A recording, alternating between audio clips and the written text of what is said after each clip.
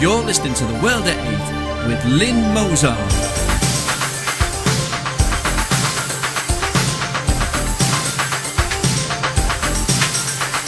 The World at 8, the number one in nationalist news.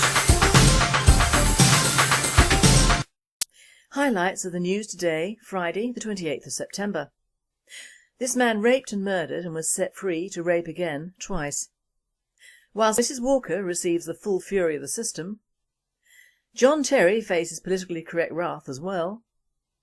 Report from Nick Griffin MEP, Muslim sexual grooming from the Times to the Sun. Plane heading for Everest crashes killing 19 people. Man behind anti-Muslim film is jailed for probation violation. Thought for the day, problems or solutions? And finally, a fishy problem or a digital one?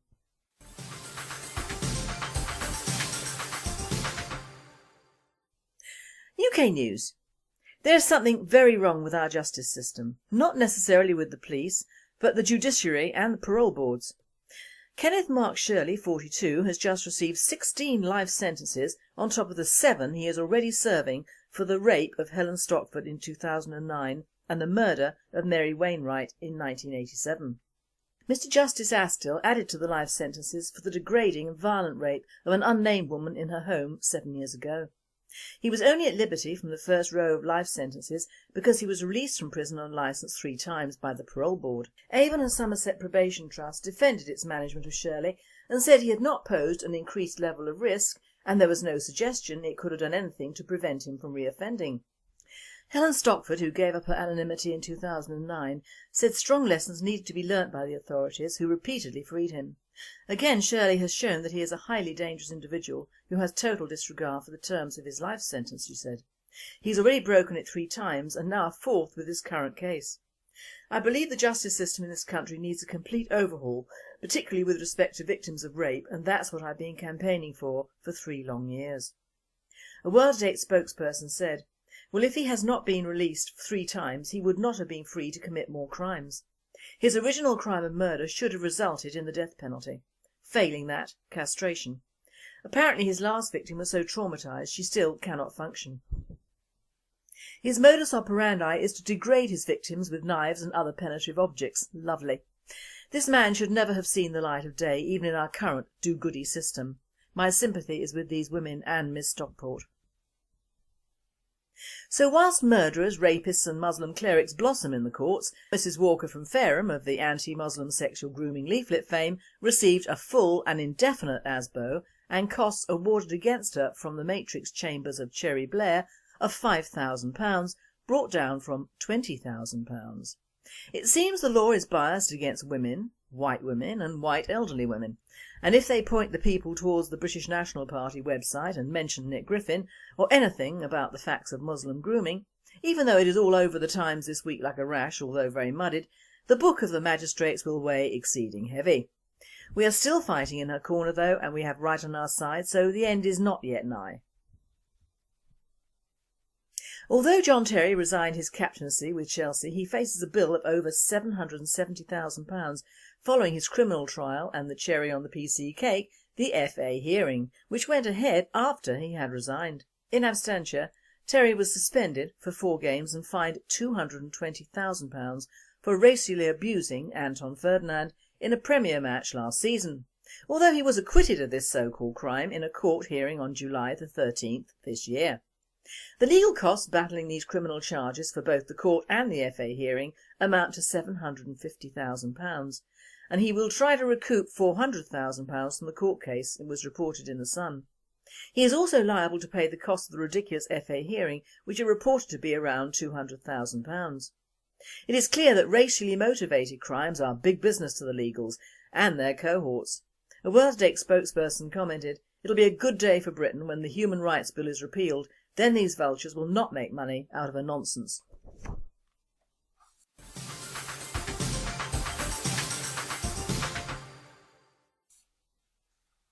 Now I hand you over to Nick Griffin, MEP, for his Friday report.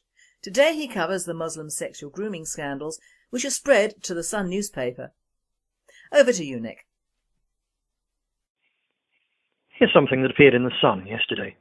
For more than a decade this has gone on. I'm no fan of the British National Party because I hate racism, but the BNP was warning about this back in 2001. And what happened?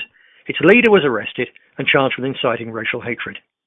People feel they cannot trust the establishment, and they begin to look beyond the establishment for a bit of help. It may hurt to say it, it may be politically inconvenient, it may stick in the throat, but the BNP was right about this issue. The issue, of course, is Muslim grooming gangs preying on our girls, and the words are those of Rod Liddle, writing in his column in The Sun yesterday. Of course, the obligatory ritual condemnation is galling nonsense, but we mustn't let it distract us from the full significance of the meat of Liddle's piece. Despite the continuing, well-deserved decline in newspaper circulation, The Sun still has an enormous print run and an even bigger readership, both online and in the hundreds of thousands of copies that are read by several dozen people each on building sites, in cafes, barbershops and so on. So literally millions of people will have seen that first ever admission in the mainstream media that we were right all along about Muslim grooming gangs and about the despicable failure of the police, social services and the political elite to protect tens of thousands of vulnerable young girls. At the same time, with a report on the sickening scale of the scandal in Rotherham being joined today by the equally damning detail of events in Rochdale, public awareness about the whole thing is now higher than ever. This means that other cases will now start to come to light. The police and the authorities will now find it harder to brush it all under the carpet. The pretense that the multiracial experiment has produced some sort of utopian new society, rather than an unmitigated disaster that's now a ticking time bomb of communal and religious tensions, can no longer be maintained with a shred of credibility. That won't stop the BBC, in particular, regurgitating its tired old multicult propaganda, but it does make them look ever more out of touch and ridiculous.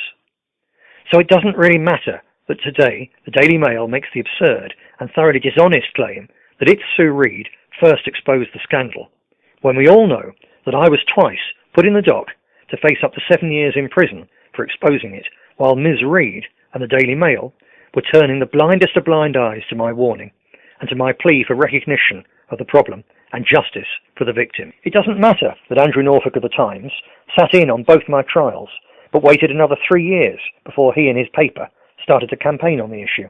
Yes, this is unjust too, but at least the iron curtain of PC silence has been torn down. At least the issue is now out in the open. We have won the argument about what's happening, so now we can move on to fight to get something done to stop it for good. It's a commonplace of history and politics that totalitarian regimes are at their most vulnerable, not when in the full flow of repression and confident propaganda about 5-year plans and the wonders of their brave new world, but when they start to backtrack and try to reform and say they're going to listen to the people. And that, as I'm sure you've already realised, is where we are right now with the thoroughly totalitarian multicult.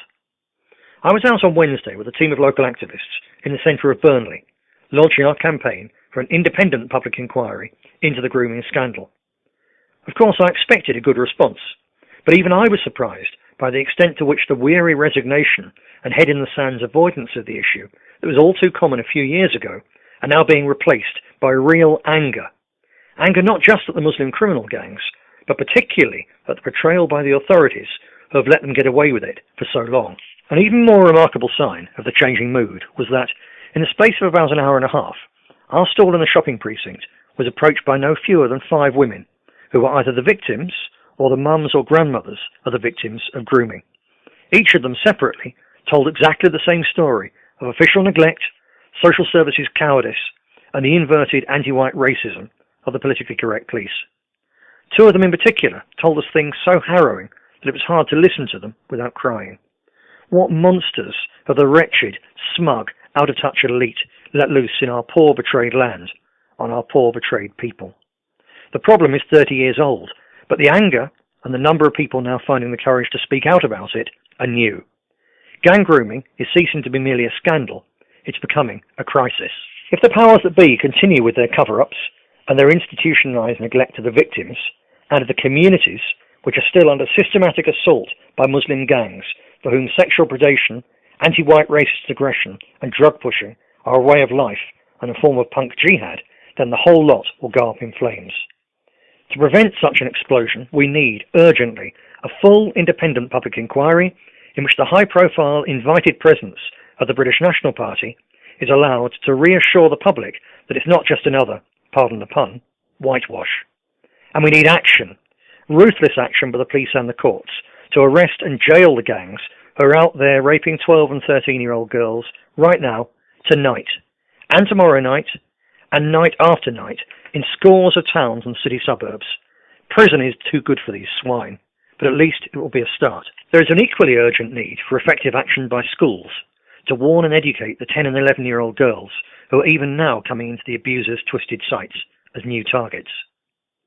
I believe that the independent public inquiry is something that really could happen now, but it won't happen unless we push for it, and it won't be really independent unless we agitate and fight for it. Yet here, at last, is a major step forward that we really can make happen, a campaign to make a real difference that we can win. That's why I was pleased to launch our public inquiry campaign out on the streets of Burnley, in the heart of my constituency, on behalf of the people whose votes made me an MEP, speaking out for them. And it's why I'm asking you to take part too.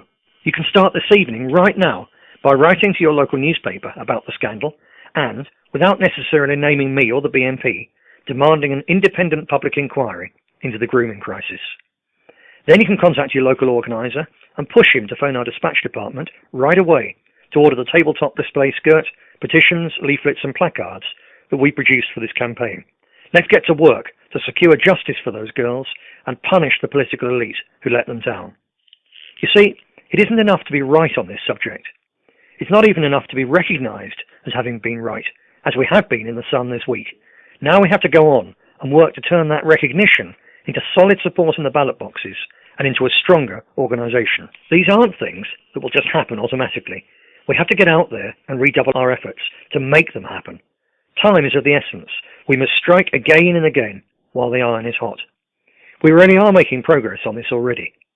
In the last few months, we've come a long way in re-establishing our position as the only real nationalist game in town. At the Question Time for Patriots we held this week in Liverpool, and over in Essex, we're seeing good people who were distracted and misled into the now nearly bankrupt Muslim candidate standing English Democrats, coming back home to the British National Party, where they truly belong. Following our decisive victory in coming best of the rest in last month's council by-election in Burnley, the National Front has shelved plans for further electioneering efforts in our Northern Heartland areas. We have a lot of work to do to get back to winning elections, but at least the way ahead is once again uncluttered.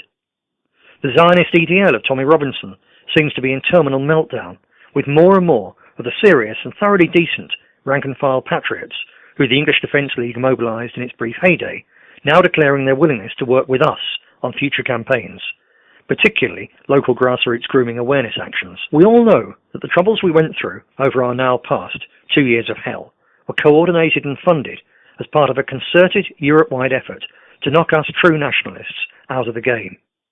The aim was to replace us all with a tame, one-track model nationalism that would oppose Islamisation, but would also support multiculturalism and neocon wars, and refrain from criticising the banking swindle or the corporate looting of our national commonwealth through corrupt privatisation deals. Here in Britain at least, that bid has failed. Real principled nationalism is alive and well in our British National Party. We have survived and more. We haven't gone away, we're here to stay and here to fight. Our finances are healthy and transparent, and our accounts are both fair and on time. Morale is high, we're moving ahead again. Our time is coming and, together, we're going to be ready. Many thanks, Nick, for that input.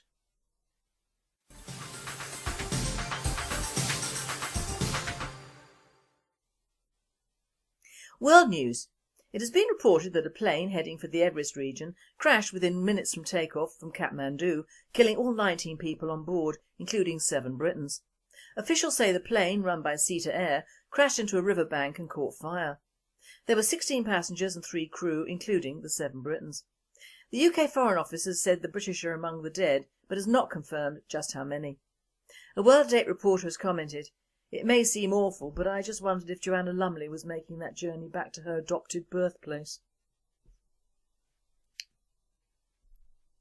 It has been reported from Los Angeles by Reuters that a man, Nakula Baseli Nakula, 55, who has been linked to the anti-Islam film The Innocence of Muslims, was jailed without bond for violation of terms of his probation on a bank fraud conviction.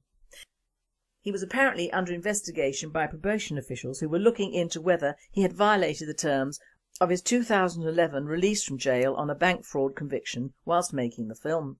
As a condition of his release, he was banned from accessing the internet, etc. Nakula, a Coptic Christian living in a Los Angeles suburb, circulated the film online, which shows Muhammad as a fool and a sexual deviant. A World-Date writer comments, "If the cap fits, wear it."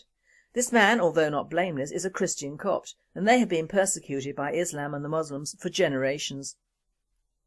A bit of payback doesn't hurt at all. He may have a point. One has to be open-minded over all religions, and isn't Islam a peaceful, open-minded religion, as we are taught?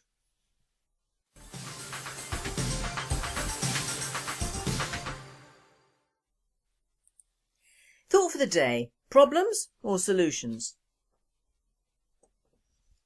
I do hope that by talking about the problems that we face in the world, I am not doing the opposite of what I intend. I intend to bring to the surface several of the many wrongs around that could be changed and would be by the right governments and the right mindset. Now, it is well known that many people, and I mean many, do not want to think of nasty goings on.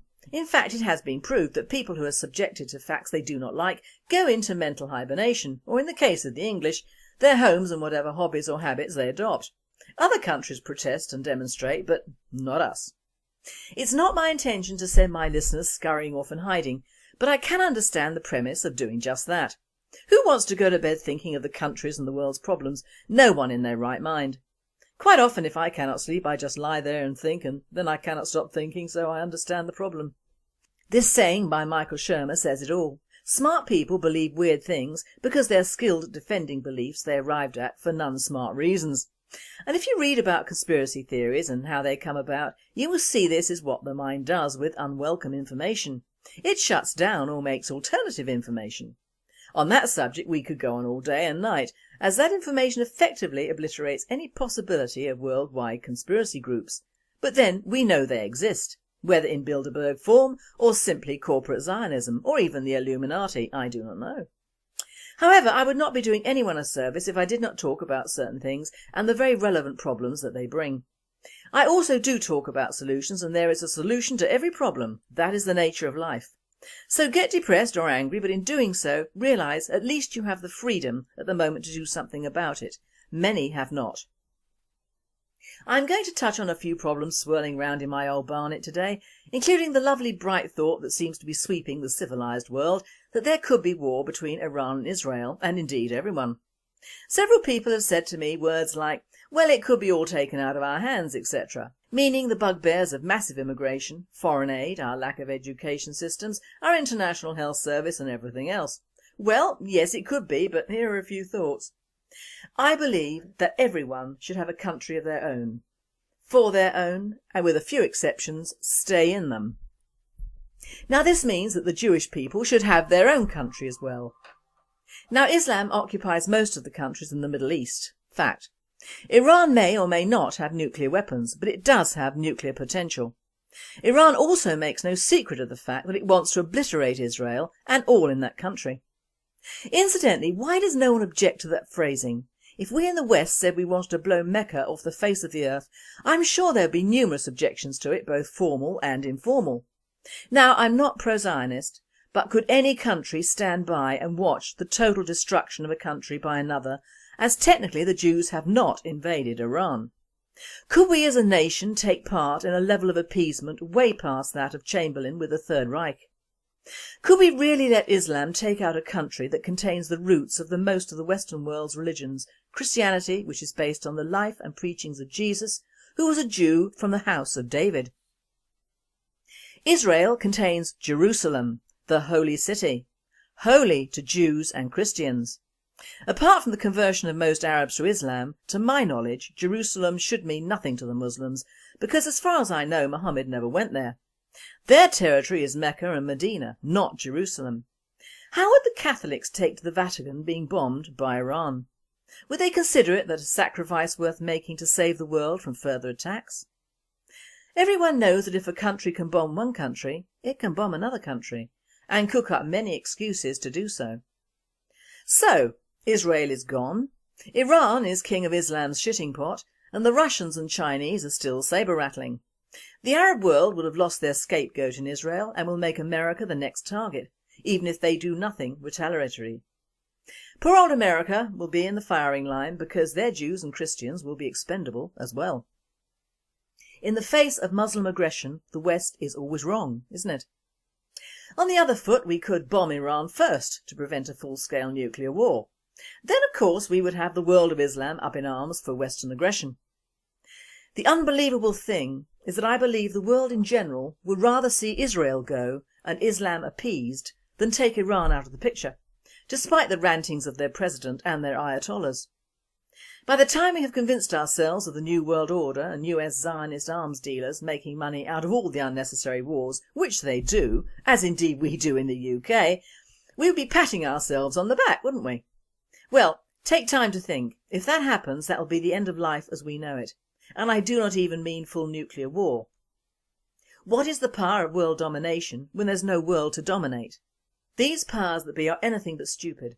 They've been filling up people with misinformation for hundreds of years. We in the Western world are especially dominated by that, and do you remember what I said at the beginning about people's reaction to bad information? They either sidestep it or invent another scenario. Do not think for a minute that Israel would be the lamb on the sacrificial altar of the world for Islamic revenge against the mistakes of fighting on foreign shores and backing a small new country against a few sheep herders. It will not work out that way at all. I think I'm going to wait for the second coming and the Antichrist, who, as they battle it out on their homeland, can wipe Islam off the face of the earth as far as I'm concerned, and all who sail in it. As I say, I'm not pro-Zionist in any way, but I am pro-human. And just as I believe that Muslims should have their designated countries to themselves, albeit as far away from me as possible, I also believe that the Jews should have their own country as well and live without fear in such. Looking at the roots of Judaism, Christianity and Islam, they all stem from the Judaic root of Abraham and the land that is now Israel. People must return to their own lands and make good in those lands. My thought for the world today is peace is never free and freedom is seldom peaceful.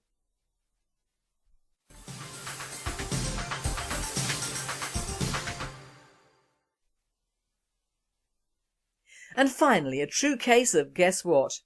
A human finger was found in a trout being cleaned by a fisherman, Nolan Calvin, in Bonner County, Idaho. He placed the digit on ice and rang the sheriff's office. Detectives there were able to obtain a fingerprint and matched it to Hans Galassi, 31. On contacting Hans, or rather no Hans, they were told he'd lost 4 fingers in an accident in June on the same lake that the fish was caught. The 3 other fingers had not been recovered. Hans was offered the finger back but declined. I have to say it now, and I will. This was a true case of fish fingers. You've been listening to The World at 8. I am Lynn Mozart, and I and the team at World at 8 and Radio Britain wish you all a very happy and a very safe weekend.